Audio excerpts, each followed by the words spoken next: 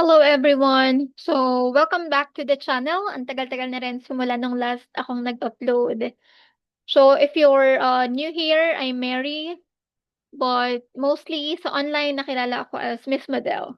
So, today, pag-uusapan natin yung isa sa pinaka-common na tanong ng mga beginners. So, pwede ba akong maging ESL teacher kahit zero experience? So, yun yung madalas nilang tinatanong kapag nag-i-inquire sila dun sa page namin. So, short answer, okay, let me put it here para mas madali niyong matandaan. There.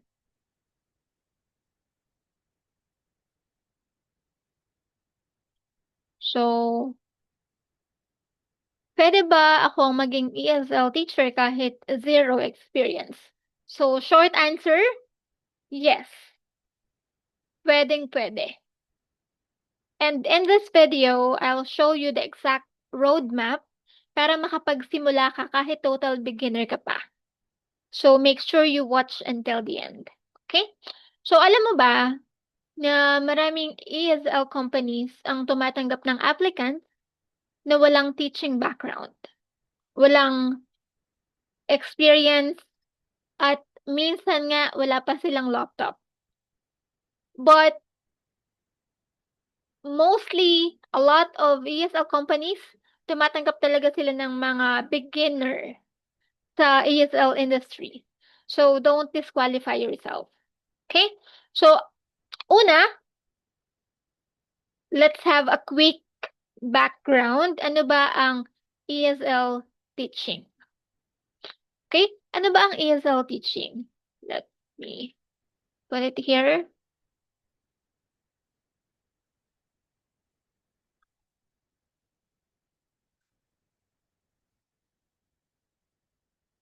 So, kung curious kayo, kung hindi ka pa familiar, kung ano ba yung ESL teaching.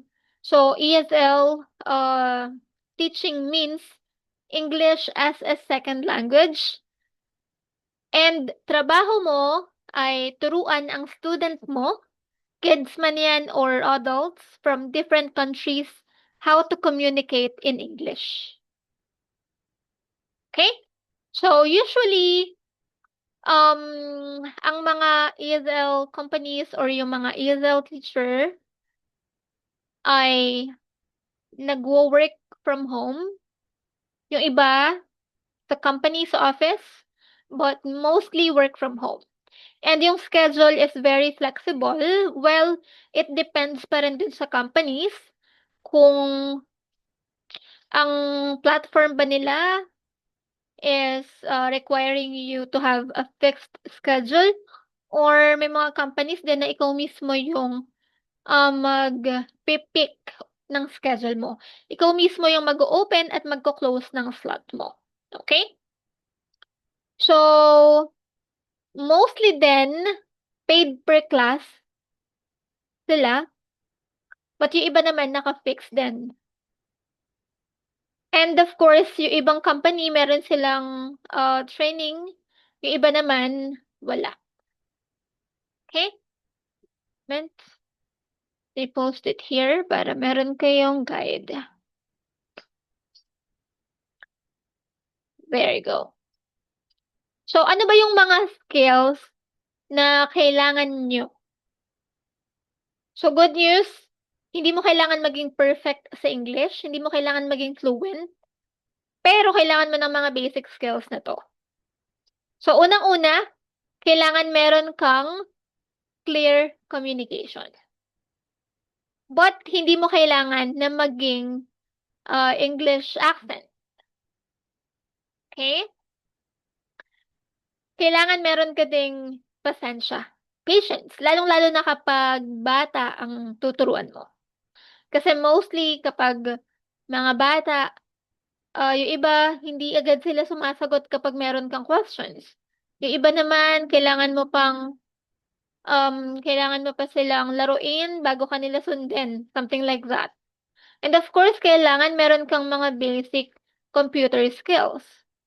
Most especially kung mag-work ka sa bahay, kailangan alam mo kung paano mo ina-navigate yung computer mo or yung laptop mo. Okay? And of course, very important din na dapat meron kang confidence. Okay? Hindi pwede na parang tuturuan mo yung student mo and ipapakita mo sa kanila na hindi ka confident. So of course, kapag gano'n na hindi ka confident, yung student mo, hindi sila maniniwala dun sa mga itinuturo mo sa kanila. So kahit beginner ka pa, it's very important na confident ka sa ginagawa mo. Kasi kapag confident ka, kapag naramdaman ni student mo na confident ka, lahat ng sasabihin mo, paniniwalaan nila. Okay? And all this, they are all learnable. So lahat yan natututunan. Okay? Pwede mong practicein. Let's say, hindi ka pa masyadong magaling sa computer, so pwede mo lang practicein ngayon pa lang. Okay? Next, ano ba yung mga requirements para makapagsimula ka as an ESL teacher? Okay? Lagay natin dito.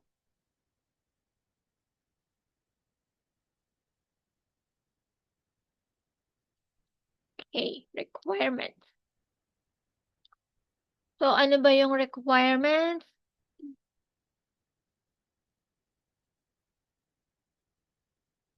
Ayan, lagyan natin. So, unang-una, kapag nag-apply ka, usually, ang mga hahanapin sa'yo is, of course, kung meron ka bang laptop or desktop. Kasi mostly hindi naman provided ng company. So, ikaw talaga ang magpo-provide ng gamit mo. So, since kung gusto mong work from home, syempre dapat alam mo na kailangan mo ng device, laptop or computer. So, ayan, I3 pataas. Basta ang mahalaga, hindi naglalag yung laptop mo. Okay? Next is, of course, kailangan meron ka ding stable internet connection. Kasi kapag meron kang book class, tapos hindi mo siya na-attenan dahil nawalan ka ng internet, so malaki din ang penalty. Okay? And of course, kailangan mo rin ng quiet workspace. Para makapag-concentrate ang student mo, kailangan meron kang quiet workspace. So imagine kung ikaw yung nag-aaral tapos may umiiyak na sanggol, may tumatahol na aso, may tumitilaok na manok, 'di ba? Hindi ka makakapag-concentrate. So ganun din ang mga student natin online. So of course, kailangan meron ka ding headset with noise cancelling feature. Okay? Lalong-lalo na kung alam mo na yung paligid mo ay maraming ingay na mga bata, for example, gano'n. So, kailangan mo 'yan. And of course, yung iba naman, naghahanap sila ng TEFL certificate. But marami pa rin naman na company na kahit wala ka niyan, okey lang. Okay? So, next, um, bibigyan ko kayo ng experience hack para para magmukha kang experience kahit hindi pa. Well, I'm not, saying na sabihin mong may experience ka kahit wala. I'm saying na para kapag nag-demo ka, 'di ba, iisipin nila na hindi ka na beginner kasi magaling ka na, okay? So, papaano nga ba 'yun? Um, Let me give you those tips. So, unang-una, ito yung mga secret ng mga successful beginners. Kahit wala ka pang formal teaching job, pwede kang gumawa ng practice experience mo. So, ano-ano ba yung mga yun? For example, pwede kang turo ng friend mo or ng relatives mo. Okay? Pwede mong gawin yon. What else?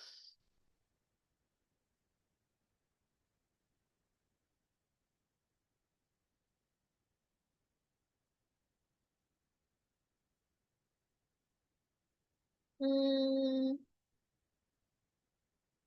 yan, pwede mong gawin yan. Next is, pwede ka ring mag-record ng sample teaching demo. Ayan, pero syempre bago mo i-record yan, dapat nag-practice ka muna. Okay? And, pwede ka ring mag-volunteer. Diba, yung iba, naghahanap sila ng mga volunteer na magtuturo sa mga student nila. So, pwede mo yung gawin. And that's actually a valid experience. And of course, pwede ka rin gumawa ng simple lesson plans, pero actually, yung mga alam kong companies, hindi naman sila nagre-require ng lesson plans. So, that's okay. So, lahat yan, pwede mong isama sa resume mo. Okay? And, paano ka ba makakapili ng ESL company? Okay? So, very important to na alam nyo. Kasi baka mamaya yung company na mahanap mo is hindi naman pala naghahanap or yung qualifications nila hindi mo naman pala na-meet, 'di ba? So sayang lang. Okay? So you need to choose a company that's beginner friendly. So hanapin mo yung mga company na provided yung material. Okay? Provided yung materials. Let me put it here para ma-screenshot nyo or ma-save nyo. So, hanapin mo yung merong provided materials.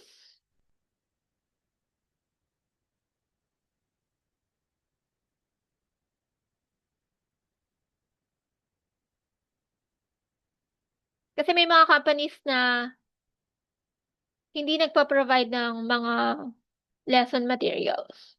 So, pag ganun, mahihirapan ka. Lalong-lalo na kung beginner ka pa. Okay? Next is, hanapin mo rin yung mga nag-o-offer ng flexible hours. Okay? Based on my experience, mas okay yung mga company na nag-o-offer ng flexible. Kasi hindi ka mahihirapan. I mean, hawak mo pa rin yung oras mo. Okay? So, iba-iba ang rates ng mga companies, depende yan.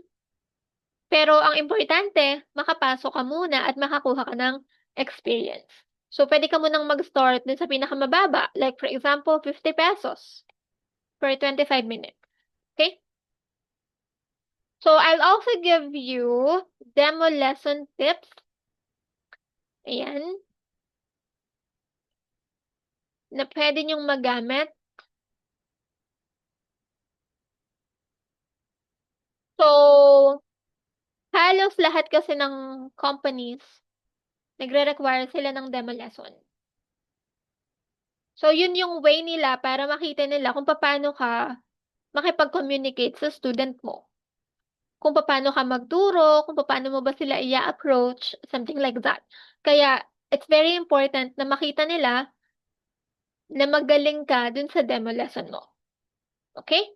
So, here are my friendly beginner tips. Okay, let me put it here. So, unang-una, kailangan ngingiti ka. And dapat energetic. Okay? Sino ba namang student ang gugustuhin na yung teacher niya ay malata pa sa bagong saing? Okay? So, gusto ng mga student natin is yung energetic and yung palaging nakasmile. Ayaw nila sa teacher na nakasimangot. 'Di ba? Sino ba namang may gusto ng ganun, 'di ba? So next, you need to speak slowly and clearly. Kasi may mga student na hindi agad sila or yung listening skills nila ay hindi pa ganun kagaling. So, dapat tayo ang mag-a-adjust. Okay? Kung mabagal pa sila, speak slowly. Kung average na sila, you can use your normal pace. Okay? Next, you can also use hand gestures when explaining. Okay? Use hand gestures when explaining. That will help you look more professional. Okay? And what else? You need to praise often. Okay? So, yung mga student natin, gusto nila yung pinupuri sila. 'Di ba kahit naman ikaw, kapag may nagawa kang maganda at naka-receive ka ng papuri, 'di ba? Parang ang nakakataba ng puso. Okay? So don't forget to say very good, good job, awesome, excellent. You can do it, something like that. Okay? And of course, avoid long explanations. The shorter, the better. Make it short and simple, sabi nga nila. 'Di ba? Yung kiss, keep it short and simple. Mas maiintindihan nila yon. It doesn't need to be a long explanation. Short explanation with full details are enough. Okay? And of course, um, kung mas maganda, kung makakahanap ka ng company na scripted yung lesson. So, mas okay yun kasi meron kang guide kung ano ba yung mga sasabihin mo kay student at hindi ka mangangapa sa umpisa. Okay? So, yun, kahit wala kang experience, papasa ka if you look confident and of course, teachable. Okay? So, what else? Ano pa ba ang pwede nating idagdag sa video na to? So, I'll give you the step-by-step or roadmap na kailangan nyo or checklist, maybe, kung gusto mo nang mag-start as an ESL teacher. Okay? So, let me put it here. The beginner roadmap. So, para mas clear, ito yung 5-step beginner roadmap na kailangan mo. So, unang-una, you need to learn the basics. Okay? Learn the basics. Okay, good dito. Learn the basics of ESL teaching. Okay? I-ready mo na rin yung setup mo.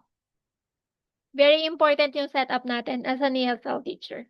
Kasi tinitingnan rin yan ng company.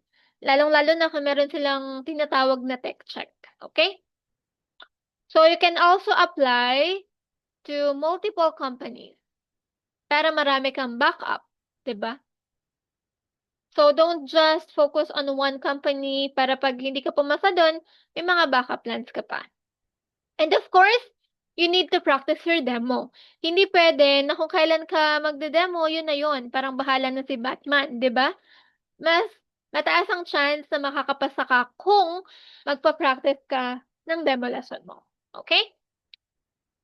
And of course, pag pumasa ka na, so you need to improve as you go. So that's it. And real talk. Let me give you some real talk advice. Okay?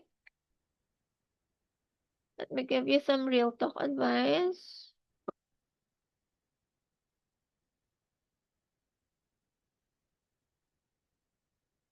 So, as an ESL teacher, hindi mo kailangan maging perfect English speaker. Ang kailangan mo, consistency,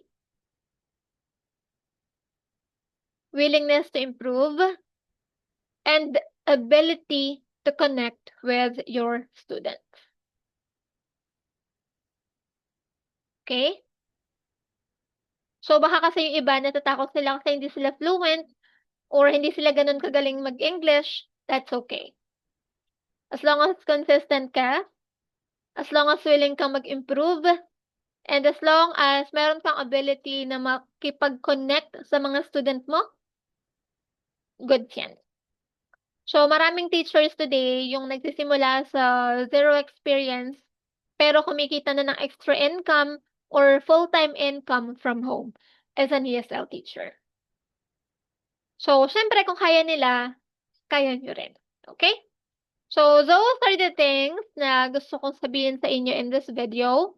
And kung gusto mo pang matuto about ESL teaching, demos, or tools, and yung mga beginner-friendly na companies, make sure to subscribe and hit that notification bell. Mostly nagpo-post ako ng videos before every week, pero napahinga ako. So, ngayon, I'll try to post it every week again. And actually, hindi lang ako nakafocus sa ESL. So, I explore other work from home job online. So, i-share ko din yun sa inyo in this YouTube channel. Okay? So, yun lang. I hope meron kayong natutunan na mga tips kung ano yung kailangan yung gawin or kung saan kayo magsisimula. So, if you have any questions, feel free to put your questions in the comment section below and I'll try to answer it on my next video. So, ayun lang. Thank you so much.